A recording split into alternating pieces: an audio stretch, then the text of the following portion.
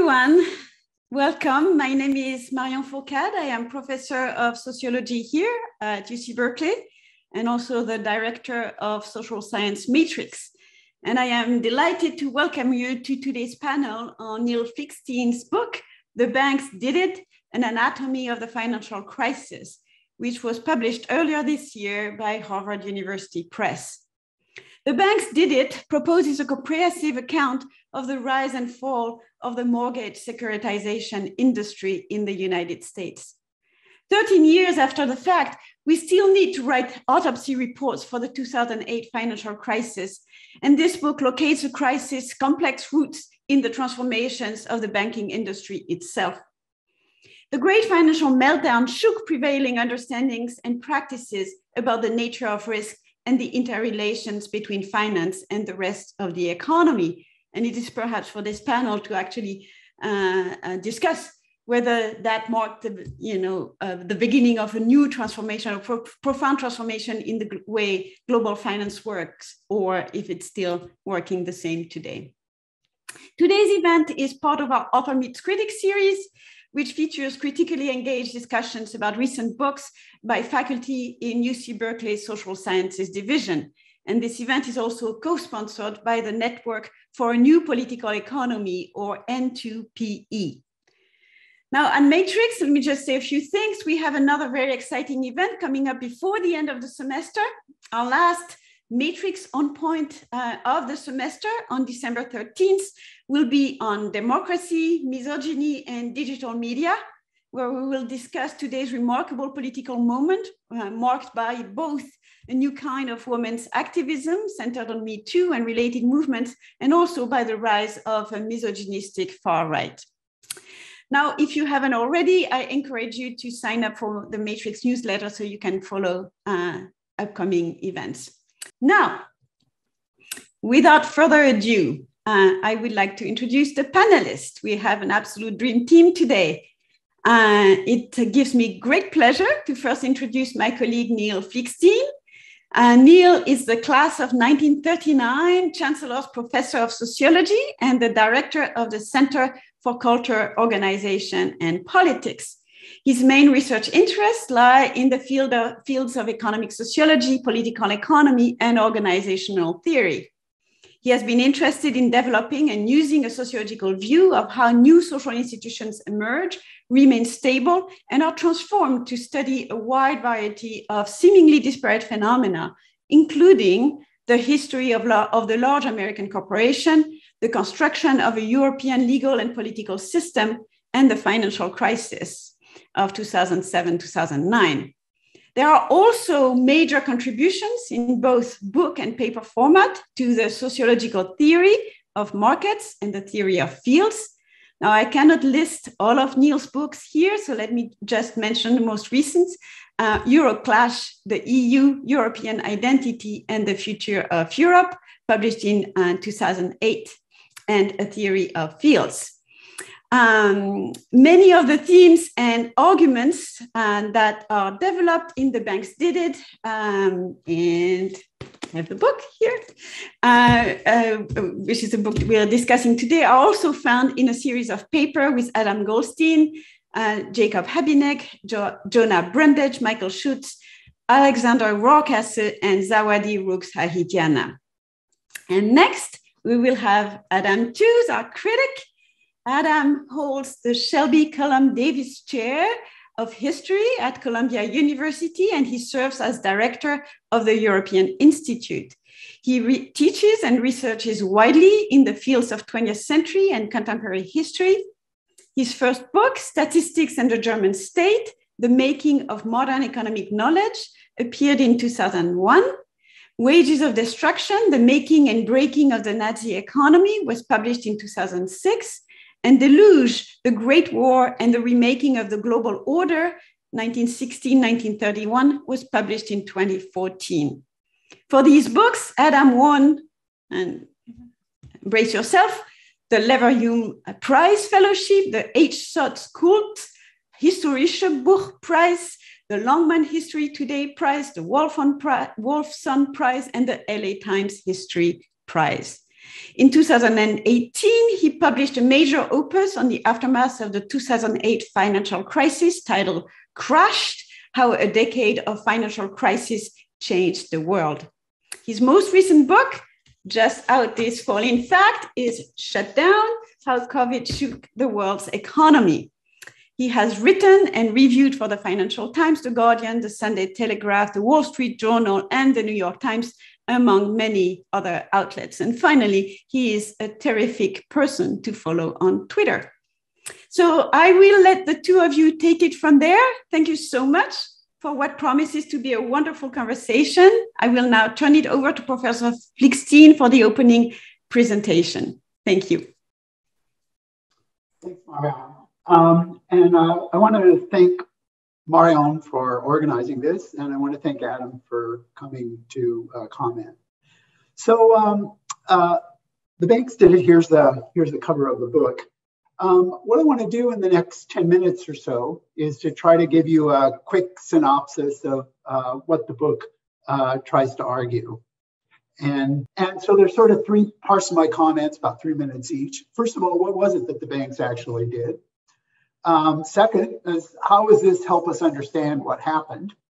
And finally, what kind of general takeaways can we make about this, about finance and political economy more generally? So let me begin with kind of the point of the title, and Marion alluded to this a second ago. In a lot of our accounts of what happened, the banks are oddly left out of it. What the banks were doing, what their business models were, how they were operating, and how all of this made them vulnerable to collapse is almost never part of the discussion. We hear a lot about financial markets and financial instruments, but we don't hear very much about what exactly the banks were doing. What the book tries to do is to try to understand how banking had evolved in the United States and how mortgage securitization had essentially become the central industry underlying what was going on in the financial markets in the United States. And what the book does is it shows, it takes a kind of historical flow, and it shows how from the Depression till the 1980s, we had this other model of how people got mortgages, which was local, based in savings and loan, and how that model collapsed and was replaced by the model of mortgage securitization. The reason the model of mortgage securitization is interesting is that in the world of where individuals are buying houses and getting mortgages, what's at stake is mortgages. But the market of mortgage securitization sees mortgages as a raw material to be used to create securities. And now all of a sudden, those mortgages are being securitized or being bought and originated, not because the individuals who want to buy houses are important in this, but they become raw material to create securities. What ended up happening was that by about 2001, almost all the large banks in the United States had become the same bank. Savings and loan banks, commercial banks, and investment banks had all converged on origination and securitizing mortgages as their main business. They became vertically integrated. What ended up happening was banks that had started out as originators, that is, as banks loaning to individuals like saving loan banks and commercial banks, decided to get into the securitization business and decided also to use buy and sell securities on their own accounts. Investment banks, who were at the middle of this industry, saw that if they were going to stay on top, they had to go out and buy originators. And so we had both backwards and forwards integration. All banks ended up buying massive amounts of these securities on their own accounts, and all of this was done using borrowed money. This meant that they were all committed to securing as many mortgages as possible. And it's this dynamic that I think has kind of gotten lost in understanding what happened. Now, let me just say a little bit about this model and why it was so successful. Mortgages, anybody who's ever bought a house knows that one of the things that comes with a mortgage is a bunch of fees. And banks make a lot of money off of originating mortgages. Banks also made a lot of money off of securitizing mortgages, buying mortgages, packaging them, and selling them. And finally, banks made a ton of money by investing in securities more generally. So why does all this matter? Well, by 2003, the 15 largest banks in the United States held 2/3 of all the assets. They produced about 40% of the profits in the American economy, with about 8% of the labor force and about 12% of GDP. Now, I think one needs to stand back from those numbers for a second to realize that the banks were dominating the profitability of the American economy, and they were doing it in a way that they were making about 4 times as much profit as their size and impact on the American economy. About 80% of all these profits were coming from securitization. Securitization was the central way that banks were making money. So what happened? One of my favorite scenes, some of you may have seen that movie, The Big Short, and there's a great scene in the movie where they go to the convention of the Asset Security Association, which is ironically held in Las Vegas every year. And they see people just partying their brains out. And the reason they're partying their brains out is they were making lots and lots and lots of money. But what happened is after 2003, the market for refinancing home loans, which was the main thing that was pushing all of this along, started to dry up. Now, look, you have these banks that have these business models that are based on vertical integration. They need mortgages to create securities so they can make securities and so they can buy and sell securities. And what they had to do was find a new source for those mortgages. And around 2004, what they began to do is shift dramatically to what are called non-conventional mortgages. Let me just give you one graph. So this is a graph of mortgage origination in the United States from 1990 to 2008. You can see that in the 90s, it was about $1 trillion a year, which is a pretty big number. But beginning in 2000, it spikes, goes up to about $4 trillion in 2003, the peak. And the bulk of that is through what are called conventional mortgages or jumbo mortgages. Let me say a bit about that for a second. A conventional mortgage is a 30-year mortgage with a fixed interest rate where you put 20% down. That's why it's called conventional. A jumbo mortgage is very close to that in states that where housing prices got very high, people couldn't put 20% down. They had to borrow more money, but mostly they were able to do it. And what you can see in 2003 is that the conventional and jumbo markets dominate. The people with bad credit, Alt-A and subprime are very small. And you can see that peak hits in 2003. In 2004, the conventional mortgage market drops way off, but it becomes replaced by these non-conventional mortgages. And that's what takes us to the financial crisis. So we see the banks who had to have those mortgages pivoting towards other kinds of mortgages. So why did this create a problem? Well, the problem was that eventually the supply of these non-conventional mortgages dried up too. And that meant that these vertically integrated banks were desperate to keep their pipelines going. And what happened beginning in about 2006 was they had to start, in order to get mortgages, they had to go out and find worse and worse mortgages to originate. And in order to justify those mortgages, they started to commit mortgage and securities fraud. It's been estimated that the mortgages that were originated between 2006 and 2008, about 25 to 50% of them, it's very difficult to do this calculation, had some kind of fraud. The other thing is, as they were giving out worse and worse mortgages, they were giving them to people who couldn't afford to pay them back, and those foreclosures increased. Banks had to come up with additional cash for the money they had borrowed, and this put them, their businesses more and more in trouble. When the bottom fell out in 2008, one of the things that is not very well explained by most of our accounts is why all of the banks went down together. And the answer to that question is that it's because they were the same bank. They were all vertically integrated. They depended on origination and securitization. And they were also deeply in debt for all of these things that they were doing. Vertical integration meant that they couldn't stop originating and securitizing. They always did it. They had to do it. And they did it to the very end. When Lehman Brothers went down, and Lehman Brothers was an investment bank which was vertically integrated, the other banks went down with them. So let me hit the third part of my talk. That was a very quick rendition of the point of the book. So there's a whole chapter in the book about what the regulators did and didn't do. And whatever else you want to think, the regulators didn't understand what was going on at the time. And this is one of, I think, the most troubling things about the whole thing, is that they didn't really see the systemic character of finance. They didn't understand how Wall Street and Main Street had become joined at the hip. And they didn't really understand the degree to which mortgage securitization was in fact the main industry in the financial industry. And that was really when that went down, why the financial sector went down. So finally, I want to kind of back off and take make a couple of more general points. I think one impact the financial crisis had was, I think was created a crisis in the field of economics. And I think I think the legitimacy of the field was greatly undermined by this.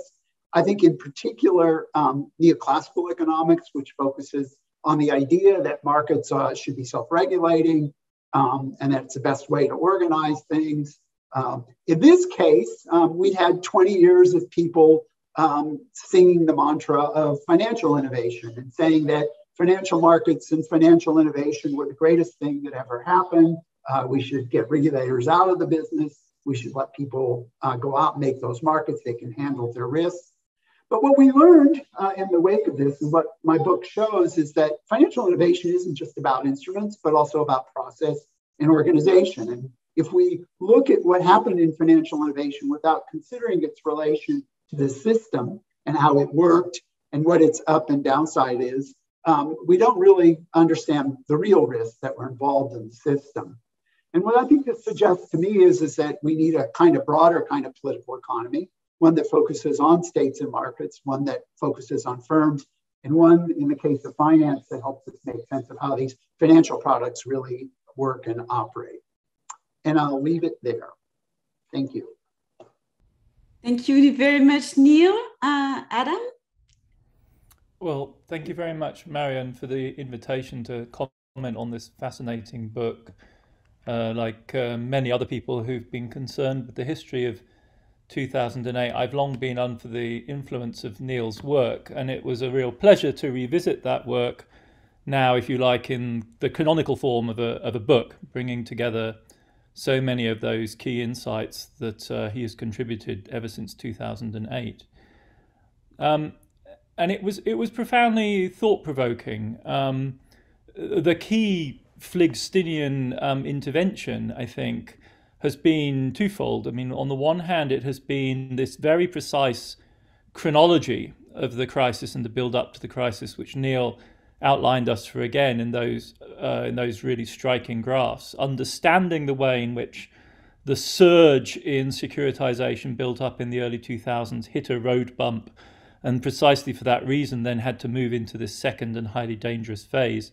And the second really characteristic and vital contribution that his work has made throughout is somewhat sort of counterintuitively the need to emphasize banks. You might think they were front and center in the entire story, but as he quite rightly says, they all too easily slip out of view. And this is obviously the natural terrain for somebody coming from an organizational sociological point of view, and it's absolutely essential, I think, to understanding the crisis.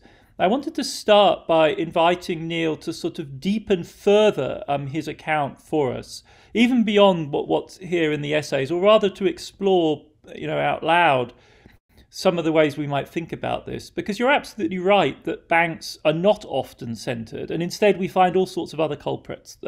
People in the form of regulators who do appear in your story, or on the other hand, rather abstract macro aggregates, America's twin deficits or something like that, the savings glut in Ben Bernanke's terms.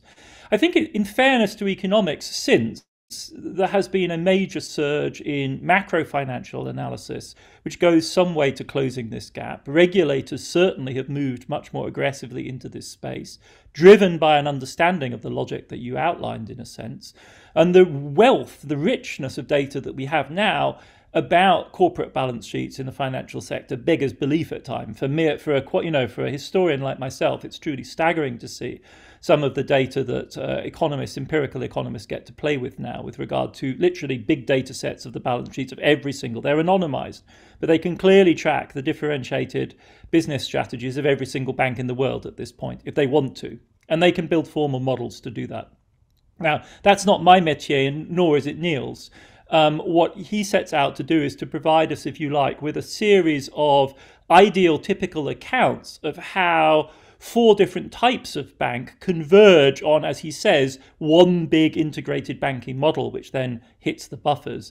So you have the countrywide, the original low-end mortgage provider. You have Washington Mutual, the original survivor of the original savings and loans generation. You have Bear Stearns, the scrappy investment bank that finds a new business line this way. And you have Citigroup, the archetypal accident-prone commercial bank with a global ambition that also oddly finds itself playing heavily in this market while helmed by people like Robert Rubin, ex-Treasury Secretary and ex-CEO of Goldman Sachs. And they each have different starting points, but they converge to create a system. And then I guess the question for me is, how do we think about the operation of this system? What are the metaphors? What are the models that we use? And reading your text attentively with that in mind, I found 3 different types of images that you employ. One is a machine image. You in fact invoked it in your short presentation, and it is a very compelling kind of image. And I remember being very struck by it when I first read your essays. You say they built a machine, they built an engine, they built a pipeline, and that then needed to be fed. And that is, as it were, in and of itself a kind of logic. Then at various moments in your story, there are human nature references. When we try and understand why on earth they kept on going, there is a moment where you say something like, well, it's just human nature to suspend disbelief. We all dance until the music stops.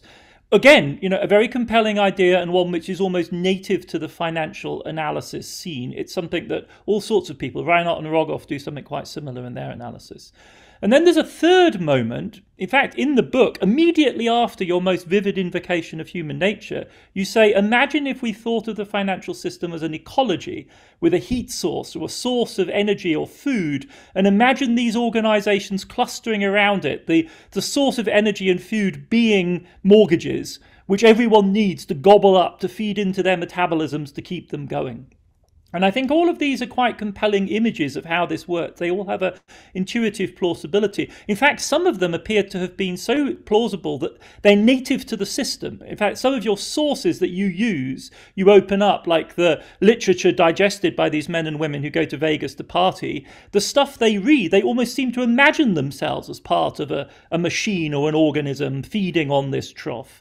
And I was kind of curious about that. As a historian, that's the sort of moment when I get very interested as to how actors describe themselves. It's also, however, the first step to denaturalizing this and saying, well, hang on, are these really adequate accounts if these are the accounts being used by people in the system? And what other kind of ways of thinking about the logic might we think of? I mean, one element which I thought was a little bit, which implied by many of the potted biographies that you add, is almost a kind of sociology, a class story. It's almost as though this was a sort of new and somewhat dirty and disreputable brand of Wall Street activity that a bunch of folks who many of them didn't finish college, you remarked several times, kind of invented. Is there a class story here of a kind of lowbrow finance that isn't the highbrow world of, JP Morgan, especially with Countrywide? There's clearly a condescension of posterity directed towards them, and you kind of want to recuperate these people from that and say, no, they're kind of entrepreneurial and innovators in a rather major way. The more obvious account, which in a sense seems to me to get somewhat short shrift, is actually just profit. It's implied all the time. It's assumed that these are organisms that feed off it. And I'm sure that's basically what is in the back of your mind, but it's not spelled out in so many ways, in the sense of like a detailed account of how profit and loss accounting worked, how people actually reported on these results, who was incentivized and how and at whose expense. And it seems to me that that would be a question that would be further deepened if we looked at some of the banks, which, if no one, as you quite rightly say, really exempted themselves, but some people went much deeper into this than others. And it will be quite interesting to look at the mechanisms in some of the entities that managed to stay a little bit aloof. Goldman Sachs, for instance. JP Morgan pulling back at the right moment. Deutsche Bank even permitting people, famously, as Michael Lewis showed, to make bets against other parts of the bank that were fully enrolled in this. So how could we, through that kind of difference, see and expose more clearly some of the logics in play? That's my first point. My second point would be, I have four. I'll keep it as brief as I can. The second point would be a little bit about the demand side. I mean, this is a classic story of, if you like, supply side innovation. Men and women in this set of financial institutions develop an engine, a mechanism, a pipeline.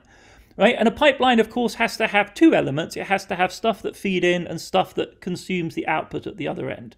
And I'm kind of interested in both those two elements because I don't think we can tell an entirely satisfactory story of the 2008 crisis simply through the endogenous mechanisms of innovation within the financial system itself. We can't really, I think, tell that story that way because it's not, after all, true, and you showed graphically, that the total volume of mortgaging remained normal, except we did it in this weird and dangerous new way. The total volume of mortgaging goes up. It's not just refinancing, after all, but more people get mortgages.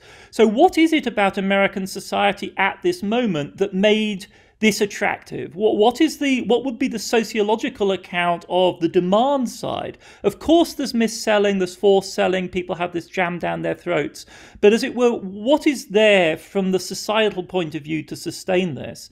And at the other end of the pipeline, who in the end is buying this stuff? Now, that's a trick question, and you know and I know it's a trick question, because a key part of your argument is if they had in fact offloaded everything, as they were accused of cynically doing, as in the, whatever it's called, the, generate to distribute model, which Congress hauled them over the coals for, selling these investments to innocent investors, these bad securities, then in fact the system would have been more robust. The more they'd done that, the more secure the system would have been. In fact, the real nightmare is they're their own best clients, and these idiots basically drink their own Kool-Aid, keep it on their own balance sheets, and then get blown up.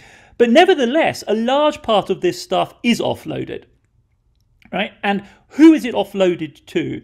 This is, it seems to me, where the more macroeconomic stories do come into play. This is, for my mind at least, where the imbalances story comes in. Because Asian emerging market sovereign fund investors are buying quite a lot of safe American securities. They are taking quite a lot of the US treasuries out of the market. That generates demand for other AAA rated securities. And that is, in a sense, the gap which your engine fills, or at least that would be my story. This is in no way a criticism. I'm actually just kind of interested to hear you, because your book is so parsimonious. It's so tightly focused on your zone. I'm kind of curious about what your flanking assumptions are about both American society and the global economy into which this machine is fitted.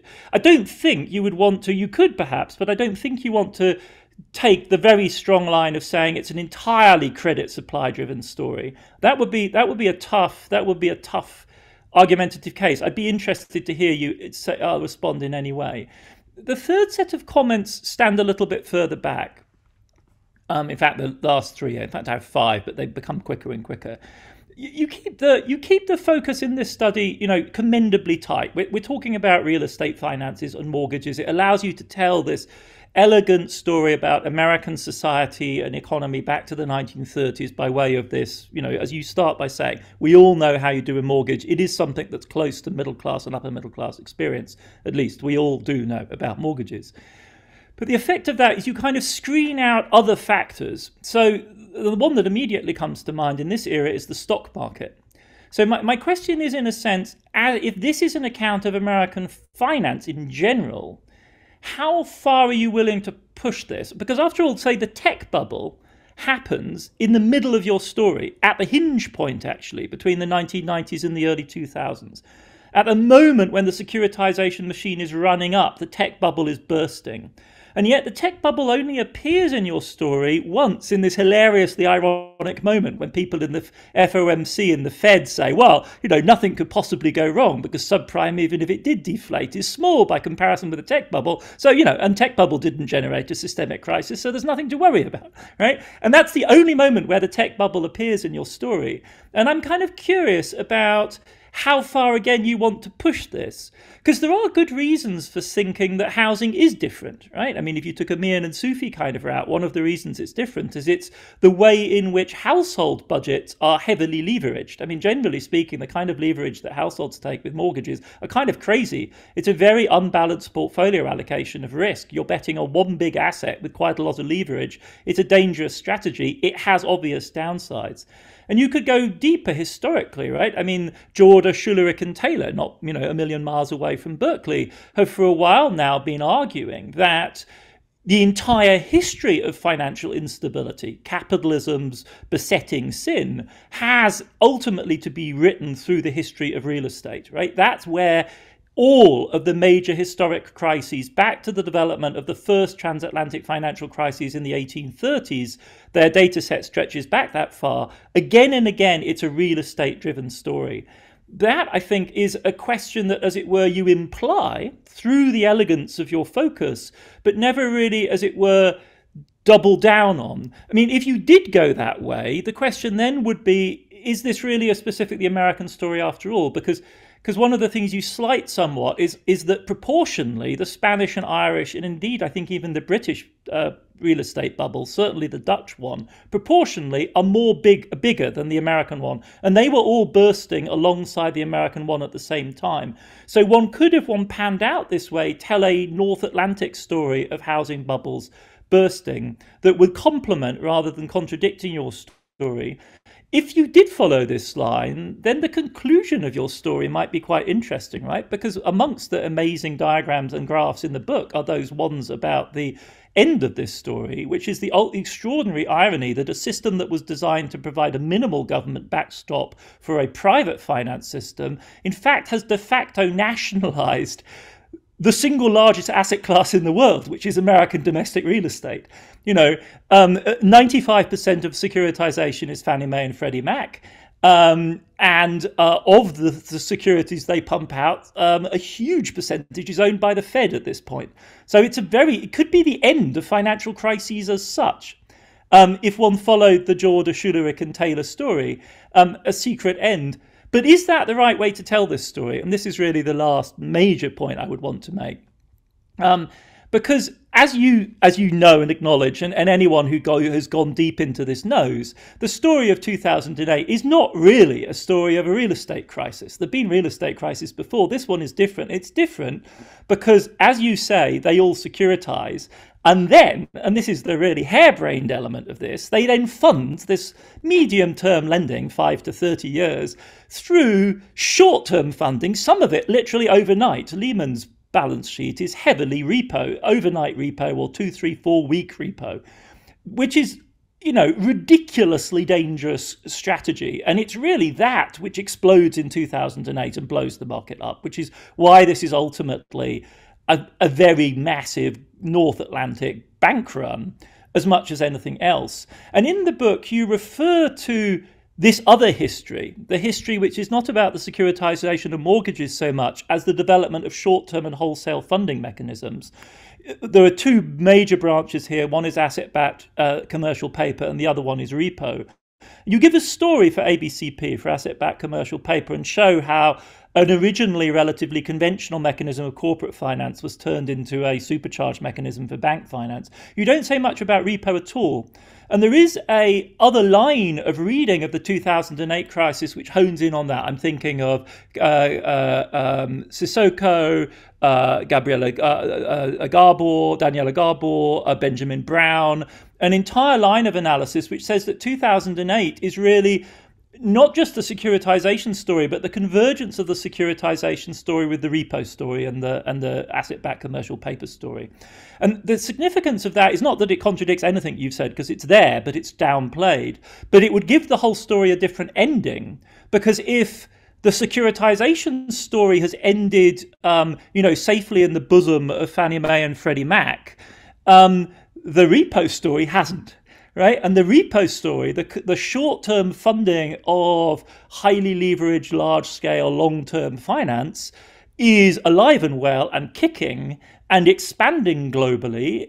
It was always a global story. It was always a North Atlantic story. The really dangerous, repo hypothecation was in fact done in London by American actors before 2008 because the rules were more lax, and that's also what almost blew the system up in 2020.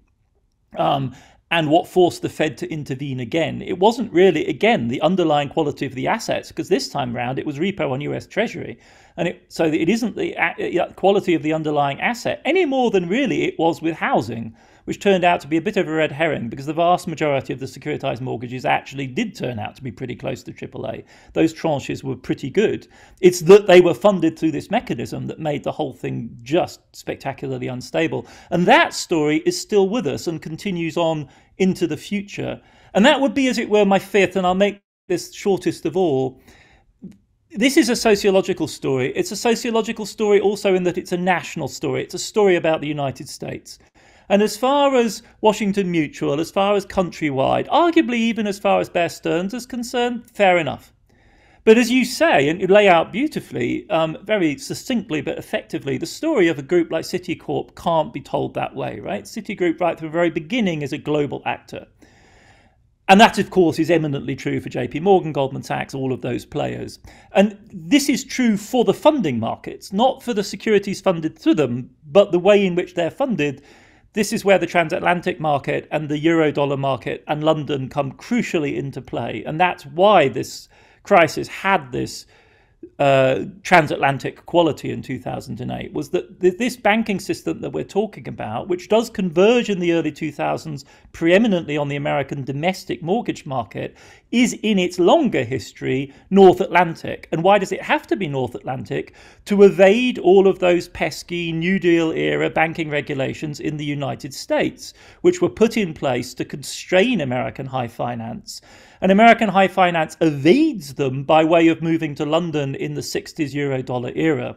And the significance of that for our story is that if you bring that in, this IPE element, if you like, it endogenizes the great exogenous factor in your entire story, which is what shakes loose the saving and loan 30-year fixed but refinanceable at the customer's behest model in the 60s and 70s and sets us on course to the trajectory and the story that you tell so well in this book is, after all, as you put it, the destabilization of interest rates and the destabilization of inflation. And those are driven by the collapse of Bretton Woods. And the collapse of Bretton Woods is not a macroeconomic story simply either. The collapse of Bretton Woods is a story of banks. It's a story of American banks evading the controls of the New Deal era by way of the connivance of the US Treasury, the UK Treasury, and the Bank of England, which established this offshore banking centre through which they can then subvert the exchange controls and capital regulations of Bretton Woods, which then reverbs into the retail and mortgage banking system in the United States, as Greater Crypto has shown, for instance.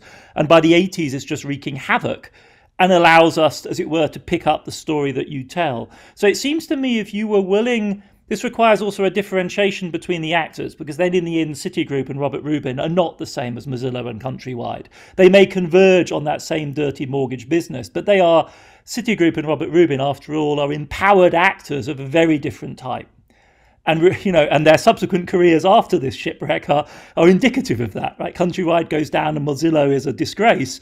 And Robert Rubin is reviewing my latest book in the New York Times. I suddenly realized, it seems to me that it would be great if we could bring these dimensions of power and the broader lens of an IPE approach back into the story as the frame of for your narrative. Sorry, I've gone on for too long. Thank you so much, Adam, for these really extraordinary comments. So, Neil, up to you to now. To summarize, that's I'm not sure which end to start from. But let me.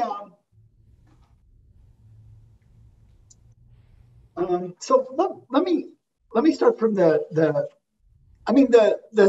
there's a lot there I agree with. There's a couple of things I'm not sure I agree with, but let me start with the things that I think I agree with first, and then one of the things that's going on here, when the savings loan industry collapsed, it is an accident that this mortgage securitization thing actually was sitting there waiting to be used. And what had happened was the history of that in the United States had been that in the 1960s, the government was worried that baby boomers couldn't buy houses, and so they were trying to get into the mortgage market without having to create debt for themselves. This is in the book, and you've already read this, but let me just say this to the audience.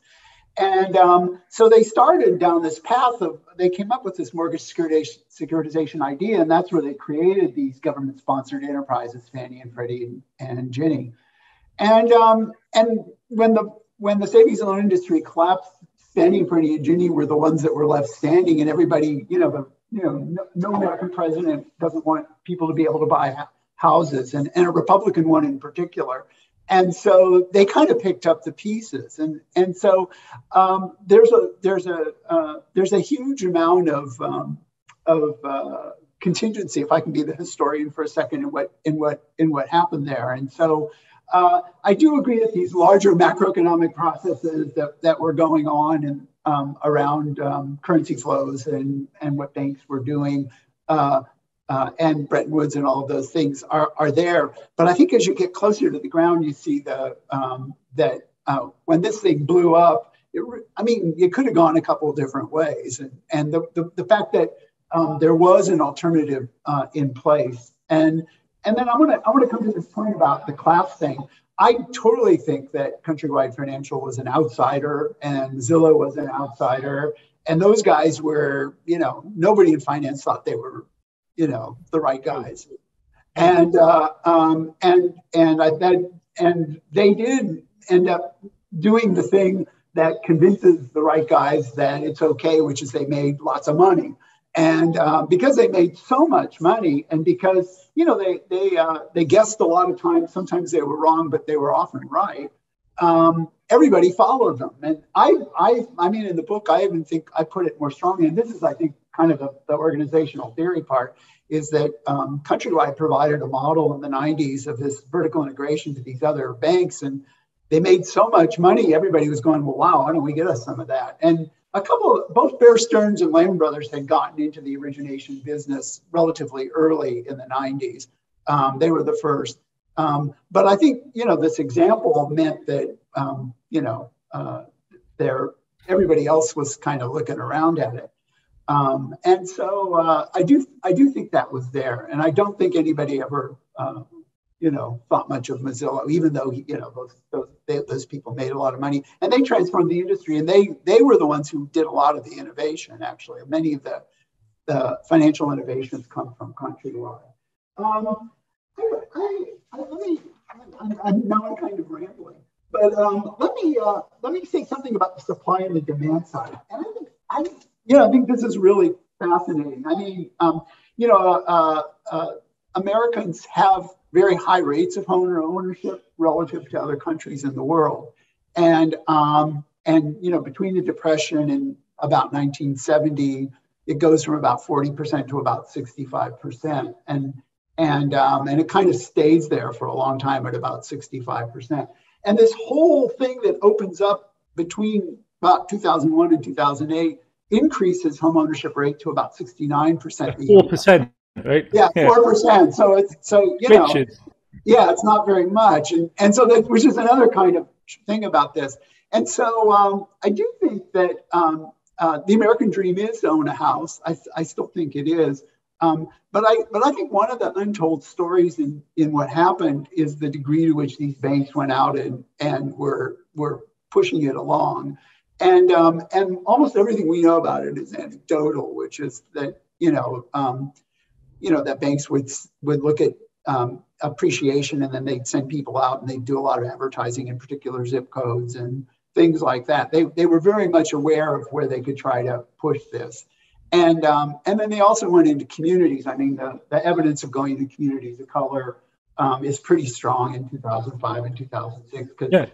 they were the last people who didn't have mortgages, right? And so these guys were saying, okay, where are we going to find them? Let's go give them to people who are still at the end of this chain. And so I do think that there is this peculiarly American thing. I mean, like, for example, the Germans, I think it's 40% of Germans own their own home. Yeah, I mean, in fact, by comparison with many European countries, American home ownership rates are low. But it's an unfair comparison because it's not like with like, right? You know, you take the golden triangle of Northern Europe and compare it with all of the United States, then of course home ownership rates look higher. Germany is very much the outlier in Europe. Yeah. But anyway, I think that's going on. That's occurring. I think one of the puzzles that I never figured out, and maybe you have a thought about this, is that the banks were their own best customers for these, even as they knew the quality of the mortgages going into these securities were deteriorating. And it's really clear to me that happened. They were buying them. And so there's two stories that get told. One is that, well, they were making them, they couldn't sell them, so they had to hold them. So that's one story. They just got stuck, they couldn't sell them. But there is another story, which, I having talked to several bankers about it, and that was, they knew that they were more risky, but they were paying higher interest rates. And so they were mixing up their portfolios, and they didn't care. They didn't know that the left hand didn't know what the right hand was doing. And that sort of fits, I think, some of the other things we know happened in some of the other banks, that these banks were so large and so many things were going on. But I still think it is a little puzzling how much they ended up with when how much were in the bag when they at the end. And I don't have that one. I don't have quite I've never been quite able to see how come they bought so much and how come they were caught so heavily at the end, knowing that the quality of those loans had deteriorated. Is there an issue here of agency? I was very struck by the passages you had about Citigroup, with the whistleblower there saying, about his own department, that he felt it was out of control, and asking for an external audit of his own department because he no longer felt that he could control it. I mean, my background, as Marion pointed out, was in the history of the Third Reich. And my first encounter with these questions was in the Nuremberg trials of IG Farben. And when IG Farben, the chemicals conglomerate, was put in the dock in 1945 and had to answer for its presence in Auschwitz, a lot of these kind of modes of argumentation arise, which is, it was out of control. I didn't know what was going on. I asked somebody to call in internal inspectors, and I don't mean this as a frivolous comparison. I mean this as a instance of how very complex, organizations end up doing things which, in retrospect, they find really difficult to explain to themselves, and this seems to me to be operative in this case as well. Is that, and that's why I was pushing on what kind of a machine is this? Is it really a machine, or is it more kind of, it's kind of like a bout of absent-mindedness? Like, there's just a breakdown of control mechanisms, which is. Let me give you one story I know for sure, which is that I was an expert witness on a lawsuit against the remnants of Bear Stearns, and I got to see email trail. And at Bear, so I'll get to my point in a second. But at Bear Stearns, it was really clear that the traders drove the boat. It was clear that the traders were telling the people who were making the securities what they wanted. That they were saying, "Look, go out there and get those really terrible loans because you will AAA rate them, and we make a higher return, and we can sell them." And it was really clear that when the people who were originating these loans couldn't find anybody to take them anymore because the word was out that they weren't very good for the people buying them, the pressure was down there, like, well, you either sell those loans or you're fired. And so in that case, there was this kind of control. But I also think that you're right, that I think in some other cases, particularly Citigroup, which I think there wasn't control. And I think that people didn't know what was going on. And it's really clear when you read documents in and around the organization that people at the top didn't have a clue as to what was going on. And so I think both of those things, which are outcomes of different kinds of organizations and different kinds of organizational structures, were happening. But I do believe you're right that and I think the individual who's caught in the middle, it's my job. A lot of people, I've heard stories from a lot of people who are in the industry. They all knew the last year and a half that it was all going to go to hell. But the people whose job it was to make these securities or to buy up those mortgages to make these securities or to sell these securities, they were kind of sitting there going, okay, well, I guess I'm going to hang on as long as I can, get my paycheck. And if I'm out of here in 6 months, then that's what's going to happen. And so I do think that you see that people do, and then that's sort of, I don't want to say this is like the Nazis, but that's sort of the story, right? That people get caught in these structures where they don't have much choice. I don't know. But, thank you. Go ahead. Oh, go ahead. You have some. You still want to answer? You have more to say? No problem. No, I really appreciate these comments. It was fun. But I wanted to say something about my 3 metaphors, which I'm glad that you picked that up. I go between the machine and the ecology metaphor, and I think that was actually in my thinking in general. Is that the 2 metaphors seemed apt to me. That there was both a machine aspect to this, but there was also an ecology aspect, and it's very clear when you read things, particularly when you read the business press that around this, that the firms, when this event happened, when they shifted towards the non-conventional mortgages, it's very clear that that's how they're looking at it. They're seeing that, what are we going to do? We've built these pipelines. What are we going to do? And then Countrywide kind of is the first one that moves and says, we did really well by doing unconventional mortgages. And then everybody goes, okay, Countrywide's doing really well. And then you see them moving. And what happens is, very late in the process, Merrill Lynch, for example, buys up an originator. And they're kind of like, they double down when it looks like things aren't going so well. And I think it's because that it is an ecology, and they're like, well, we have this thing, and if we don't get some more mortgages, then this thing's going to break up. And so let's go buy one of those subprime guys and bring them in here, and then we'll just have it captured. And so you do that metaphor of the ecology. If you take that seriously, though, it's fascinating, right? Because it implies that a sort of mechanistic organizational understanding of smooth functioning trumps what at the time should have been a relatively obvious prudential financial calculation. So there's something there about, that's what I would love to have, like, you bring me back to this material, and that's what I'm left wondering about, is like, how do you persuade yourself that the logic of what you're doing trumps what on the face of it, would just simply, this is a crazy business. We could do this in 5 years' time and like do it much more safely. No, we have to do it now because we need supply for our pipeline. And it's not actually a pipeline. It's just a bunch of people, as you've shown so nicely, like wading their way through forms and hitting computer buttons. So, but you use this physicalist metaphor. With a pipeline, you really do have to feed gas into it. You really do have to feed oil into it. Otherwise, it breaks, it doesn't work. But anyways, it was very fascinating that this logic was so, both in your account was quite compelling, but also clearly present in the contemporary sources as well. Yeah. One just last thing on that is, I also think the other thing is that this kind of goes to the human nature part, is that what happens to think to business people is that even when the thing looks like it's falling apart, they still think they're going to be the last one standing. And there's this kind of psychology of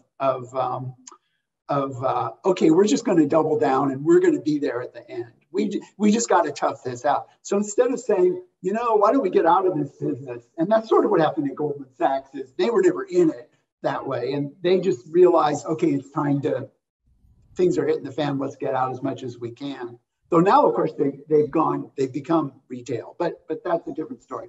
But anyway, and I think that's what you see here, is that you see that the kind of idea that, well, we're better than everybody else, and we're gonna end up, winning. If we double down, then we're gonna win. But the funny thing is that they're collectively regarded as dumb money by the hedge funds, right? The people who are really making money. Yeah. Once give this lecture for Thomas Piketty explaining what inequality in Wall Street was all about. And inequality in Wall Street is not about the difference between what Mozilla earns and his people at the bottom of the chain earn. The inequality in Wall Street is all about what the hedge fund dudes in Connecticut earn. Because the hedge fund dudes in Connecticut are pulling down $4, $5, $6 billion a year in salary before 2008, which totally dwarfs anything you can conceivably make as an investment banker.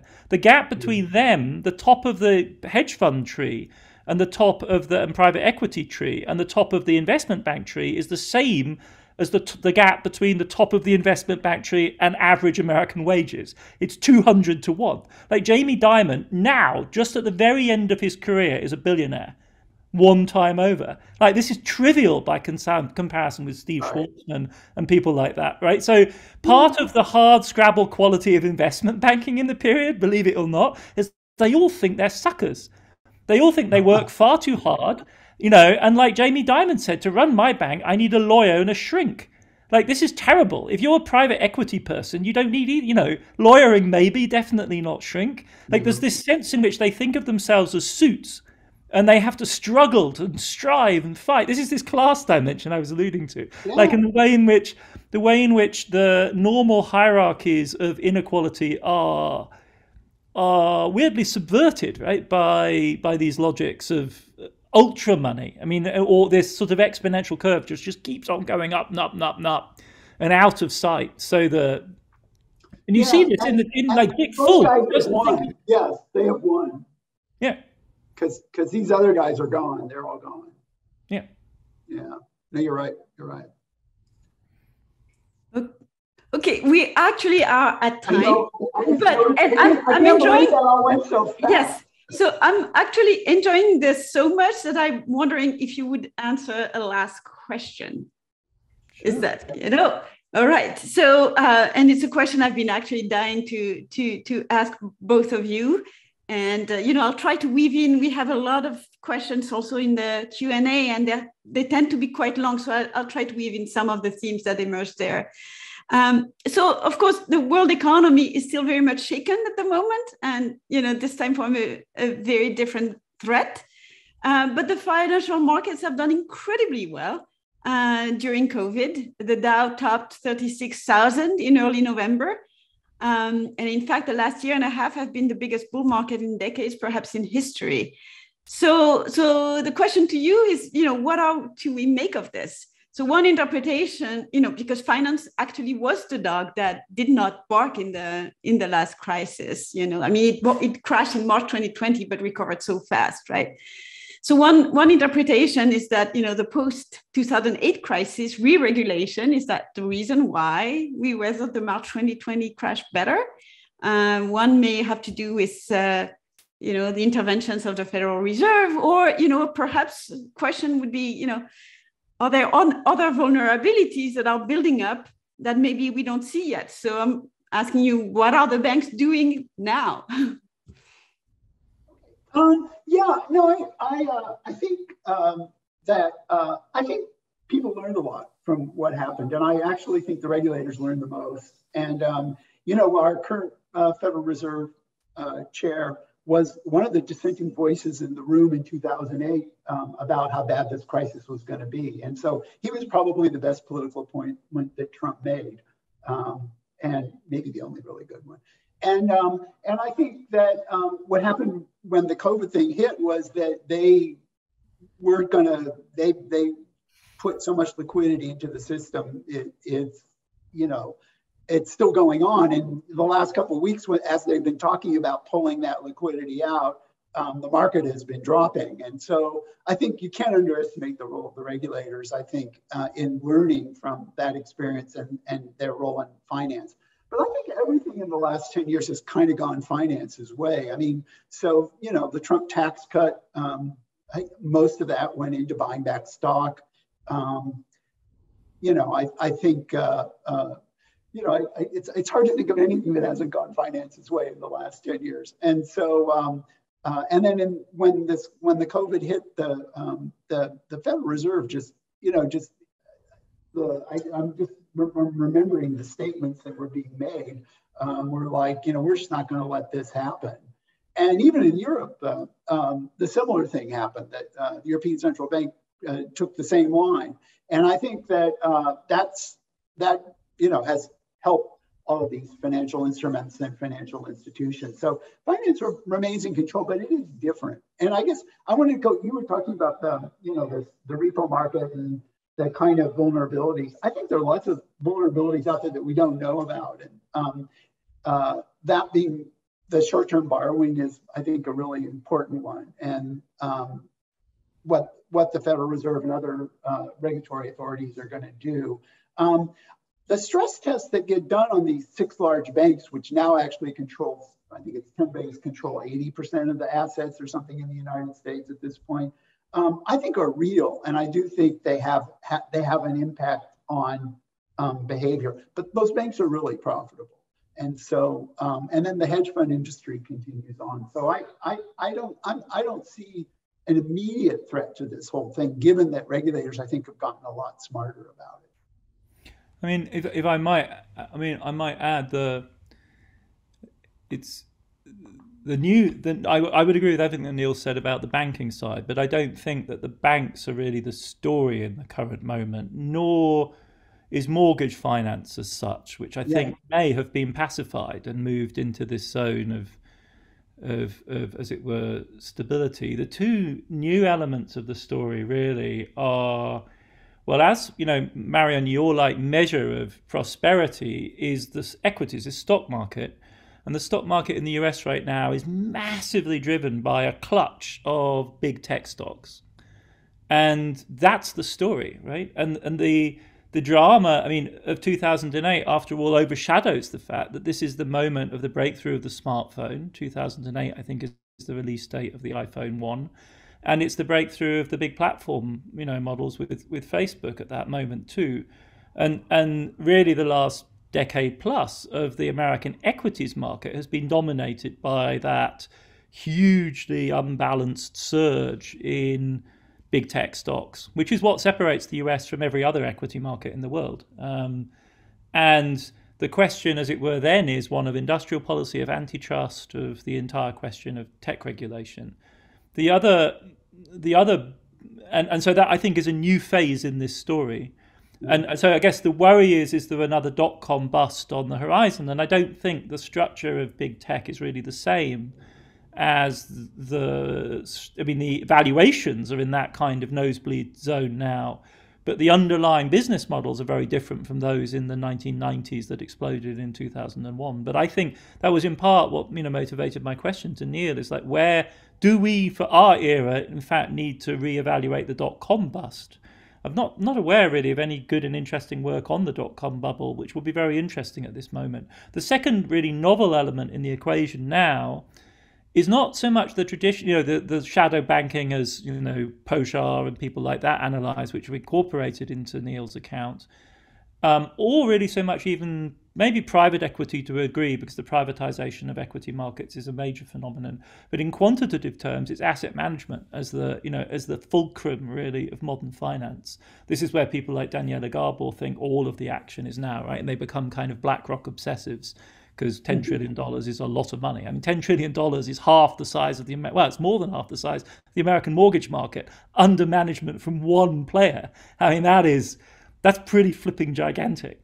And if you add the other ones in, you end up with this extraordinary vision of concentrated ownership.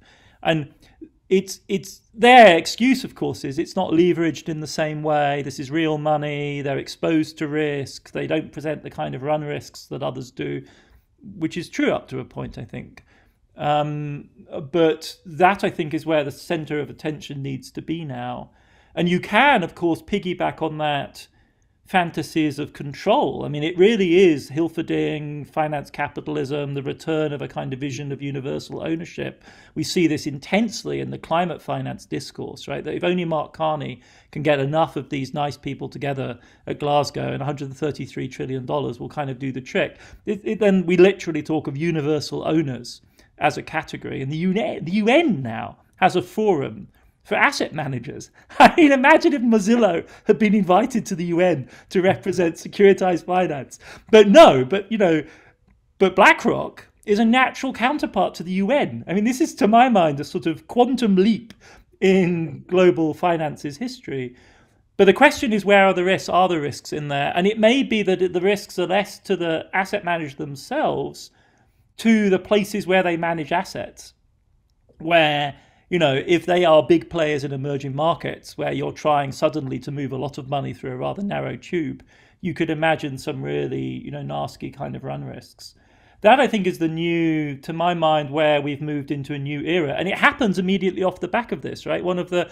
I kind of didn't track this as I was writing Crash, but BlackRock's growth story is precisely kind of one of Neil's stories of contingency. BlackRock were there as the smart money in the room that had done well out of 2008, whose reputation was enhanced to advise the Fed in handling the buying and selling of these huge packages of assets, and then on their own account to snap up Barclays' iShare business and make that into the platform for their growth story. So much like Neil says, the contingency of the savings and loan story opens the door to the one that we're in. The 2008 moment opens the door to the asset management model as we see it today, because that's where BlackRock really got their leg up and moved from being a big player, but not yet the dominant player, to being the future hegemon, if you like, of that business. Yeah, I just add one little thing to that, which is that I do think that the financial institutions that have kind of come together around this climate change thing, I think, show that this global finance thing is, whatever you want to call it, Davos global finance or something like that, is real. And it's interesting that they've all kind of allied around a small set of issues, including climate change, and I think that they've divided themselves off from the oil companies, and they're their own power in this, and I think and Larry Fink is at the forefront of this. And so he controls 10 trillion of that 140 trillion, right? So that's a big number in that room. But anyway, that's off the subject. Well, and of course, this is the topic of your next book. So this is a perfect way actually to wrap this up. So thank you very much, both of you, for a really, truly outstanding. It was really much more of a conversation between the two of you. I apologize to the audience. We didn't get to the questions, but it was just too good to be interrupted. I just want to point to the final question in the lineup, which is really, it's not really a question, it's just a comment. But I thought, it's a great way to end. An anonymous attendee saying, I worked at a large bank of America from 2001 to 2007. I recall that in 2004, rates ticked up and the refi business dried up. And so the mortgage business was searching for other ways to make money. I recall some phrase like going down the FICO curve, which is exactly the kind of quote you would love to have in a book. So thank you, Chuck, Eva, and Sarah for helping Matrix put together this event. And I look forward to many more exchanges with both of you somewhere, maybe in a post-pandemic world, in person. Goodbye. Bye-bye. Bye.